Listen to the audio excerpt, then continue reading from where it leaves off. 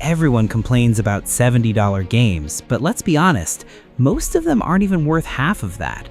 I've bought so many overhyped games that critics gave 9 or 10 out of 10, and in the end, they were pretty average. So I decided to buy all the big open-world games just to make sure they were really worth the full price. I'm still paying for them to this day. But I found 15 games you need to play before you die. 1. Kingdom Come: Deliverance 2. Look, if you're tired of Chosen One stories where you start as a god, Kingdom Come: Deliverance 2 is your reality check. The sensation of being Henry, just a regular guy in medieval Bohemia, is so grounded it's addictive. You actually have to learn how to fight, how to read, and even how to wash yourself so people don't treat you like trash. It's a literal time machine. The gameplay is crunchy and deliberate. The swordplay isn't just button mashing, it's a tactical dance. I have this vivid memory from my first playthrough where I got absolutely wrecked by 2 peasants in a muddy field because I was being cocky. That's when I realized something was different. This game doesn't hand you victory, it makes you earn it. The impactful emotion of watching Henry grow from a clumsy blacksmith's son into a capable warrior is one of the most rewarding arcs in gaming. Is it janky sometimes? Yeah, it's a massive simulation, but that's the charm. If you buy this game, you won't regret it, especially if you want an RPG that actually feels like a role-playing experience. It's muddy, it's bloody, and it's brilliant. 2. Monster Hunter Wilds. I've played a lot of Living Worlds, but Monster Hunter Wilds is on a whole different level. The sensation of the ecosystem actually reacting to you is mind-blowing. One minute you're tracking a monster through a calm valley, and the next, a massive weather shift turns the whole map into a lightning-filled nightmare. The monsters don't just stand there, they hunt each other, they take cover, and they feel like real animals. The gameplay is all about the dance between you and the beast. Swapping weapons on the fly with your mount, the Sacred, is such a game changer. I didn't expect this moment, but I found myself just watching a pack of Doshiguma interact for 10 minutes instead of attacking them. The impactful emotion hits you when you finally take down a massive threat after a 20-minute struggle. It's pure adrenaline. The learning curve for the 14 weapons can be a bit steep, and the sheer amount of loot might overwhelm you at first, but the memoria of a successful hunt with your buddies is unmatched. This is where the game changed for me, when I realized it wasn't just a boss rush game, but a survival epic. It's worth every penny for the sheer depth alone. 3. Avatar: Frontiers of Pandora. I'll be the first to admit, I'm usually skeptical of movie games, but Avatar: Frontiers of Pandora is a technical miracle. The sensation of being a Na'vi in that jungle is breathtaking. Ubisoft's Massive Entertainment, the guys behind The Division, created a world that feels bioluminescent and alive. When you're running through the undergrowth and the plants react to your touch, the immersion is 10 out of 10. The gameplay is surprisingly stealth-heavy and vertical. Flying on your Ikron for the first time is a memory I won't forget. The sense of scale when you break through the clouds is incredible. That's when I realized something was different. It's not just Far Cry with blue people. The way you craft, hunt, and connect with the land feels way more meaningful. The impactful emotion comes from seeing the RDA scar the beautiful landscape and feeling a genuine urge to push them back. My only gripe? The combat against human mechs can feel a bit repetitive after a while. But the world building? Man, it's the best digital tourism you can buy. Here, you feel that your money was worth it because the visuals alone are a masterclass. It's a gorgeous, peaceful, until the bullets fly, and massive journey. 4. Death Stranding 2 on the Beach. Hideo Kojima is a madman, and Death Stranding 2 on the Beach is his masterpiece. The sensation of the world is so surreal and lonely, yet oddly comforting. You're Sam Porter Bridges again, but everything feels bigger and weirder. The physics of just walking, balancing your pack, navigating crumbling terrain, and dealing with massive environmental shifts is weirdly addictive. It's like a meditative puzzle game. The gameplay adds so much more variety this time. The new vehicles and gadgets make the traversal feel like a high-tech expedition. I didn't expect this moment, but I found myself getting genuinely choked up over a conversation with a companion robot. The impactful emotion is heavy. It's a story about human connection in a world that's literally falling apart. The memoria of reaching a new vista after a grueling trek with a beautiful track playing in the background is pure Kojima magic. It's a slow burn game, and yeah, the Kojima-isms are everywhere. Expect long cutscenes. But this is the type of game that justifies the price because nobody else is making anything even remotely like this. It's a unique, high-budget art piece that you can play. This is the kind of game you don't forget.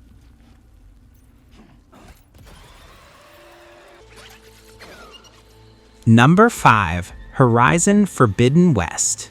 If you want to see what the PS5 is actually capable of, Horizon Forbidden West is the benchmark. The sensation of exploring the Forbidden West, from the neon-lit ruins of Las Vegas to the overgrown remains of San Francisco, is just pure awe. You play as Aloy, and the impactful emotion hits you when you realize the weight she's carrying. She's not just a hunter anymore, she's trying to prevent the literal end of the world. The gameplay is a tactical dream. I spent dozens of hours just hunting slitherfangs, these giant mechanical cobras, trying to knock off specific components for upgrades. This is where the game changed for me, when I unlocked the ability to fly across the map on a sunwing. It completely changes how you see the world. The combat is sharp, and the weapon variety is massive. My only gripe? The inventory management can get a bit tedious with all the different machine parts, but here you feel that your money was worth it because the production value is just untouchable. It's a massive, vibrant, and incredibly polished sci-fi epic. 6. Ghost of Yōtei. Following up on a masterpiece like Tsushima is a tall order, but Ghost of Yōtei takes the sensation of being a wanderer to a whole new level. We're moving from the island of Tsushima to the lands around Mount Yōtei, and man, the atmosphere is thicker than ever. Playing as Atsu feels fresh. The world is more frontier and lawless, and the landscape is breathtakingly beautiful. The way the snow and the wind react to your movement is a memory I'll take to my grave. The gameplay keeps that razor-sharp katana combat we love, but adds a bit more grit to the encounters. I didn't expect this moment, but the focus on the solitude of the journey hit me way harder than I thought it would. You really feel like a ghost in a land that hasn't been tamed yet. The impactful emotion of carving your own path through a historical epic is just peak Sucker Punch.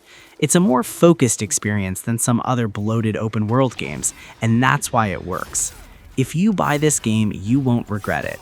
It's a visual masterpiece that respects your time while offering some of the best swordplay in the industry. It's pure, unadulterated samurai and ronin poetry.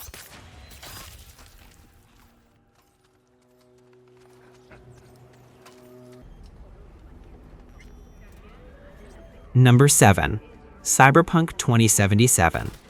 I know the launch was a mess, but the Cyberpunk 2077 we have now, especially with the Phantom Liberty expansion, is a 10 out of 10 masterpiece. The sensation of driving through Night City at 3 a.m. with the neon lights reflecting off the rain on the asphalt is pure future noir perfection. You play as V, but the real star is Johnny Silverhand, Keanu Reeves. The impactful emotion of having this cynical punk rock ghost living in your head creates a companionship that I've never seen in another game. The gameplay is finally where it needs to be. Whether you're a netrunner melting brains from across the street or a solo with mantis blades, the combat is fast and visceral. That's when I realized something was different. I found myself just sitting in a noodle shop listening to the ambient noise of the city, totally absorbed in the vibe. The story is a high-speed chase through the dark side of technology, and it's surprisingly personal. This is the type of game that justifies the price because the sheer depth of the writing and the world building is unmatched. It's a gritty, beautiful, and deeply human story in a world that's anything but.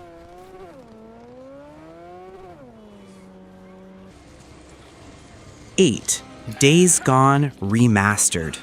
I've always said Days Gone was misunderstood, and this remastered version finally gives Deacon St. John the spotlight he deserves. The sensation of the high desert of Oregon is so moody. Watching a thunderstorm roll in while you're low on gas is genuinely stressful. But the real hook? The hordes. The memory of stumbling upon 500 freakers pouring out of a cave like a wave of death is pure adrenaline. The gameplay revolves around your bike. It's not just a vehicle, it's your lifeline. You have to repair it, fuel it, and upgrade it. This is where the game changed for me, when I realized the story wasn't just about zombies, it was about brotherhood and loyalty. Deacon's relationship with Boozer is one of the most authentic friendships I've ever seen in a game. The first few hours are a bit slow as you build up your gear, but once you start taking down hordes, there's no feeling like it. Here you feel that your money was worth it because it's a massive 60-hour odyssey with a surprisingly heart-wrenching story. It's a gritty, rainy, and soulful road trip through the apocalypse.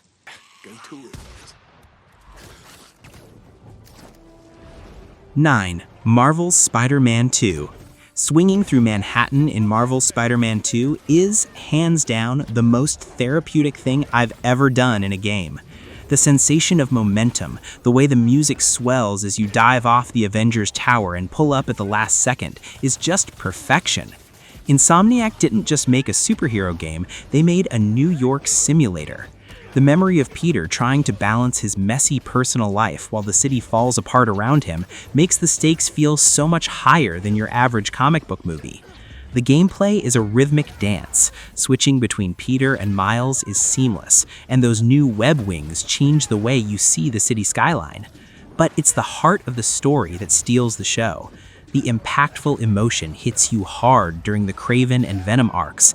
It gets surprisingly dark. That's when I realized something was different. I wasn't just playing for the cool suits. I was genuinely worried about the mental state of my favorite heroes. My only gripe?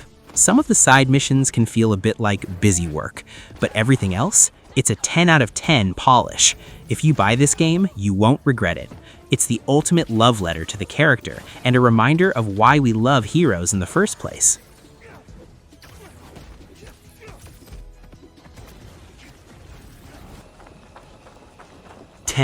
Assassin's Creed Valhalla. This game is a literal mountain of content. Assassin's Creed Valhalla doesn't just ask for your time, it demands it. I remember stepping off the long ship into the English countryside for the first time. The sensation of the fog and the ancient ruins, it's incredibly moody. You play as Eivor, and the journey from Norway to England feels like a true Viking saga. It's a slow burn journey that makes you feel the weight of every axe swing. The gameplay is massive. You're raiding monasteries, building your settlement of Ravensthorpe, and forging alliances. The world events are actually great. I once helped a guy who had an axe stuck in his head, and it's a memory that still makes me laugh. The impactful emotion comes from Eivor's struggle with their Norse identity versus the changing world. This is where the game changed for me, when I stopped trying to play it like a stealth game and embraced being a Viking leader. The main problem is that it's almost too big. If you're a completionist, this game will steal 150 hours of your life. But when you're leading a raid, blowing your horn and seeing your crew hit the shore, the adrenaline is real. Here, you feel that your money was worth it because you're basically buying a Viking life.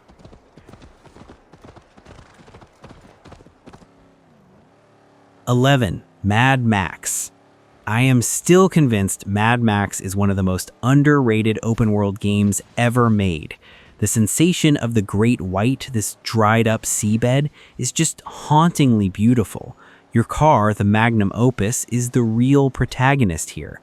I spent hours just upgrading the engine and the spikes. The The vehicle combat is crunchy and brutal. Hearing the metal grind as you harpoon a wheel off an enemy car is a memory of pure, raw action. The gameplay is a mix of Batman Arkham-style brawling and high-speed car chases. It's simple, but it works so well. I didn't expect this moment, but I found myself getting genuinely attached to Chumbucket, your weird little hunchbacked mechanic. The impactful emotion hits you toward the end, when the mad in Max starts to make sense. It's a lonely, desperate struggle for survival. The world can be a bit repetitive with the outposts, but the atmosphere is 10 out of 10. This is the type of game that justifies the price, because the car physics and the storms are some of the best in the business.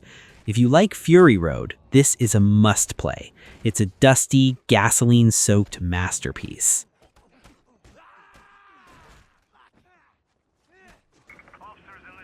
(12) Mafia Definitive Edition.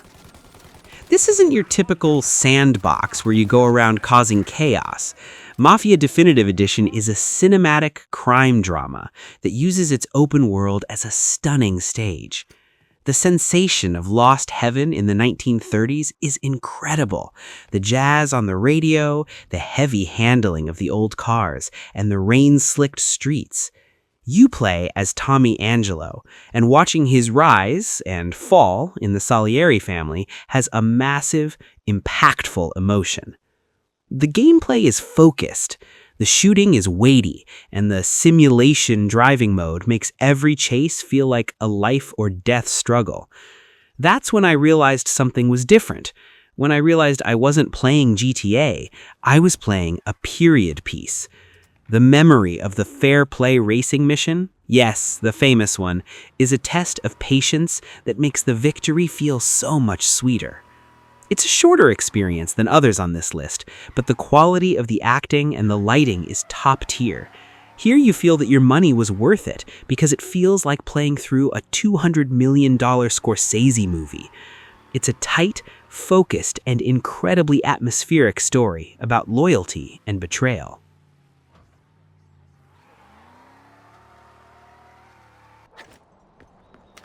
(13) Far Cry 4. While everyone talks about the third one, for me, Far Cry 4 is the peak of the series' sensation of adventure. Being dropped into Kyrat, this fictional Himalayan kingdom, is just, wow, the verticality is insane. One minute you're wingsuiting off a snowy peak, and the next you're riding an elephant into a fortress, knocking over gates like they're made of toothpicks. The gameplay is that perfect chaos sandbox, but the real standout is the villain, Pagan Min. I didn't expect this moment, but within the first 10 minutes, he treats you like an old friend while doing something absolutely horrific, and that dynamic keeps you hooked the whole time. The memory of liberating an outpost perfectly stealthy only for a honey badger to show up and ruin everything is the kind of emergent fun you only get here. It hits a massive, impactful emotion when you realize the civil war you're fighting in isn't black and white. Both sides of the rebellion have some serious flaws. It's a gorgeous, high-altitude playground that never gets old. If you buy this game, you won't regret it, especially for the co-op. It's the ultimate just one more outpost addiction.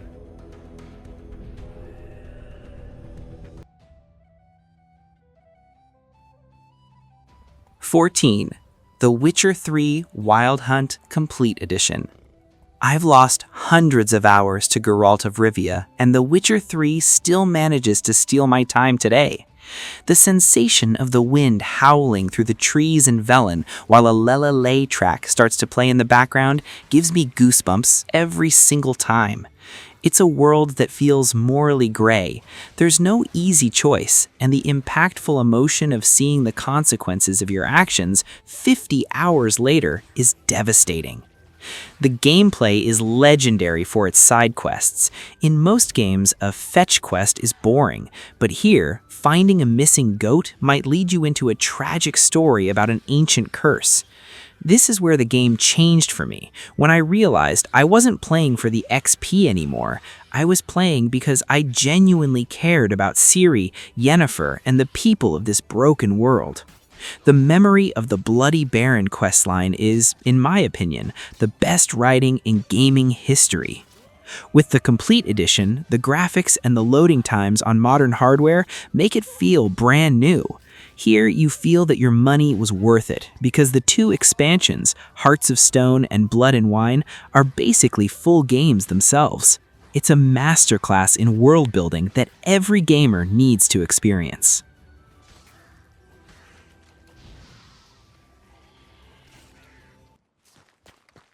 15.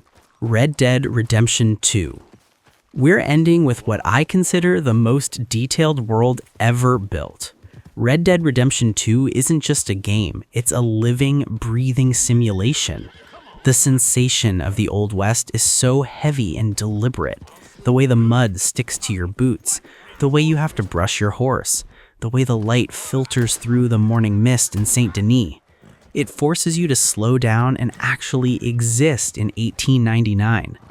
The gameplay is weighted and physical. Every gunfight feels like a life or death struggle. But the real 10 out of 10 is Arthur Morgan. Watching his journey, his doubts, and his attempt at redemption creates the most impactful emotion I've ever felt in a medium. That's when I realized something was different. I stopped fast traveling. I just wanted to ride my horse, hunt some deer, and watch the sunset. The memory of the gang singing songs around the campfire is something that stays with you forever. It's a long, slow burn tragedy that will break your heart by the time the credits roll. This is the type of game that justifies the price, because the level of craftsmanship is borderline insane. It is the gold standard of storytelling. You don't just finish this game, you survive it. And that is the list, guys. 15 open world games that actually respect your hard-earned cash. These are the worlds that didn't just meet the hype, they blew right past it and became a part of my life. But hey, that's just my experience. Which one of these 15 worlds is the one you'd live in if you could? Or did I miss a game that you think is worth every single penny? Let me know in the comments. I love reading your takes.